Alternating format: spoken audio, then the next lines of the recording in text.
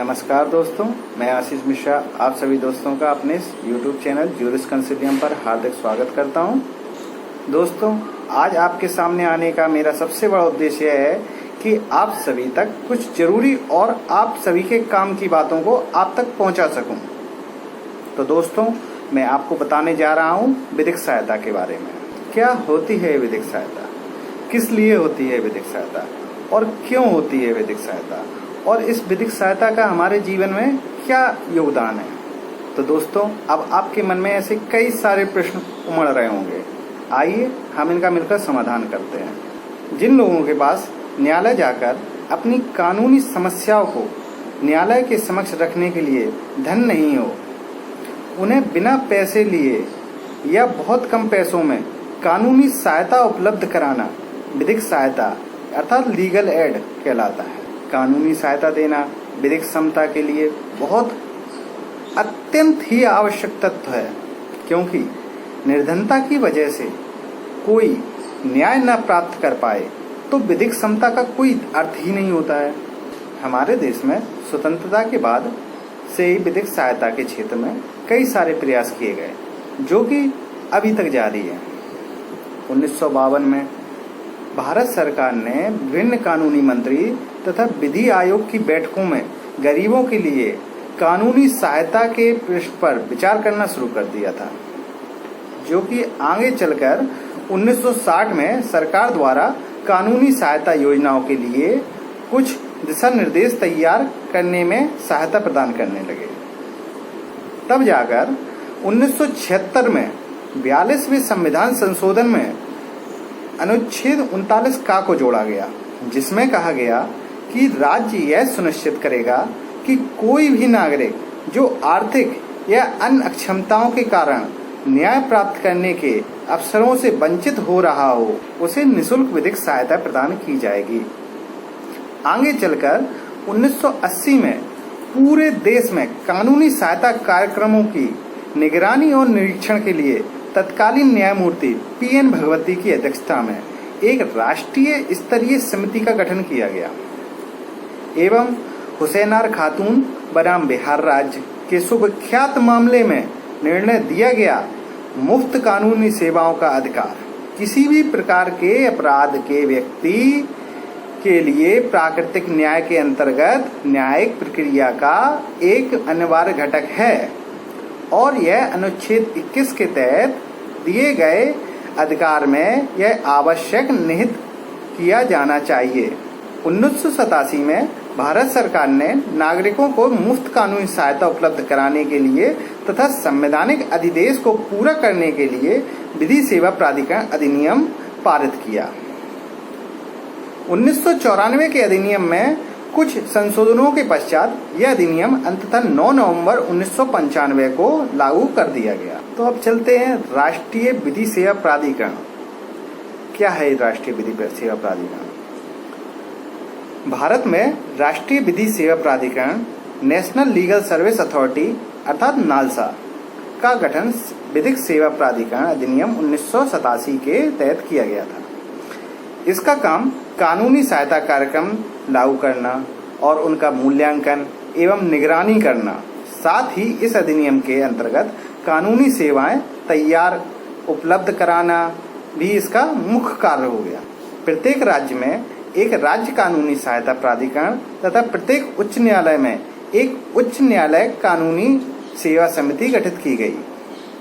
जिला कानूनी सहायता प्राधिकरण और तालुका कानूनी सेवा समितियां जिला व तालुका स्तर पर बनाई गई। इनका काम नालसा की नीतियों और निर्देशों को कार्य रूप देना और लोगों को निःशुल्क कानूनी सेवा प्रदान करना और लोक अदालतें भी चलाना है। जिला कानूनी सहायता प्राधिकरण की अध्यक्षता संबंधित जिले के मुख्य न्यायाधीश तथा तालुका से कानूनी सेवा समितियों की अध्यक्षता तालुका स्तर के न्यायिक न्यायाधिकारी करते हैं। नालसा के कार्य: नालसा देश भर में कानूनी सहायता कार्यक्रम और योजनाएं लागू करने के लिए राज्य कानूनी सेवा प्राधिकरण पर दिशा निर्देश जारी करता है।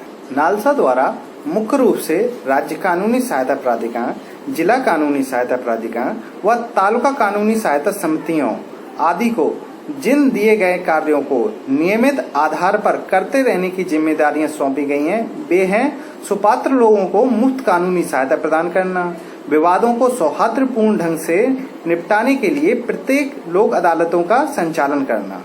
मुफ्त कानूनी सेवाएं। अब मुफ्त कानूनी सेवाओं में किस किस को शामिल किया गया है?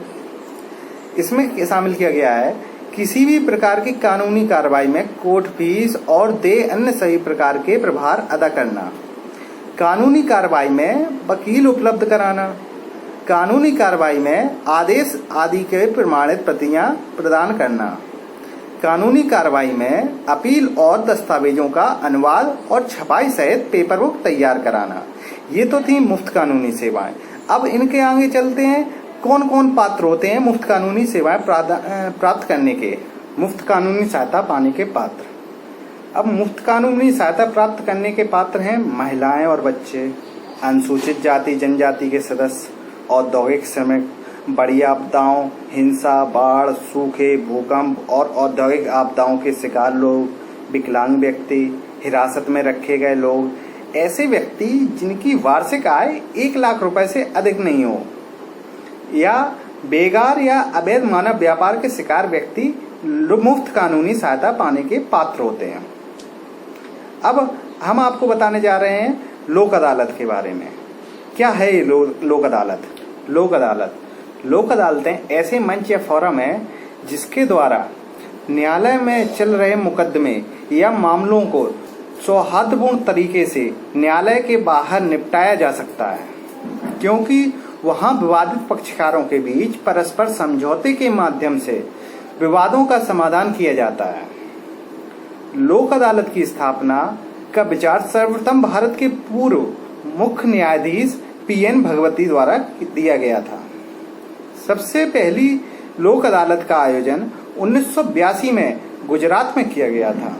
फिर 2002 में लोक अदालतों को स्थायी बना दिया गया।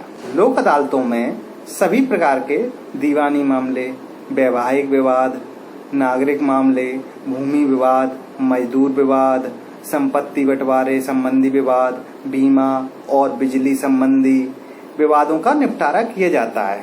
और विधि के तहत ऐसे अपराध जिनमें राजीनामा नहीं हो सकता तथा ऐसे मामले जहां संपत्ति का मूल्य 1 करोड़ रुपए से अधिक है, ऐसे मामलों का निपटारा लोक अदालत में नहीं हो सकता। लोक अदालत की कुछ ऐसी विशेषताएं जिसके माध्यम से हम भारतीय न्यायतंत्र के में इसके योगदान को समझ सकते हैं, वो इस प्रकार है। लोक अदालत में किसी भी प्रकार की कोर्ट फीस नहीं लगती है। यदि न्यायालय में चल रहे मुकदमे में कोर्ट फीस जमा कर दी गई हो तो लोक अदालत में विवाद का निपटारा हो जाने के बाद कोर्ट फीस आपको वापस कर दी जाएगी। दोनों पक्षकार जज के साथ स्वयं या अपने अधिवक्ता के माध्यम से अपनी बात को कह सकते हैं, जो कि नियमित न्यायालय में संभव बिल्कुल नहीं है। लोक अदालत द्वारा जारी किया गया अवार्ड दोनों पक्षों के लिए बाध्यकारी होता है। इसके विरुद्ध अपील नहीं की जा सकती। स्थायी लोक अदालतों के गठन के पश्चात कोई भी पक्ष जिसका संबंध जनहित सेवाओं जैसे बिजली, पानी व अस्पताल आदि से है, संबंधित विवादों के निपटारे के लिए स्थायी लोक अदालत में आवेदन कर सकता है। तो दोस्तों, मेरे द्वारा दी गई जानकारी आप सभी के जीवन में कहीं न कहीं बहुत उपयोगी है। तो दोस्तों, कैसा लगा मेरा यह वीडियो आप सभी दोस्तों को? इस वीडियो को देखते रहने के लिए सब्सक्राइब करें, लाइक करें और बेल आइकन दबाना ना भूलें। तो इसी प्रकार दोस्तों, मैं आशीष मिश्रा आप सभी दोस्तों से विदा लेने की अनुमति चाहता हूँ। जय हिंद, जय भारत।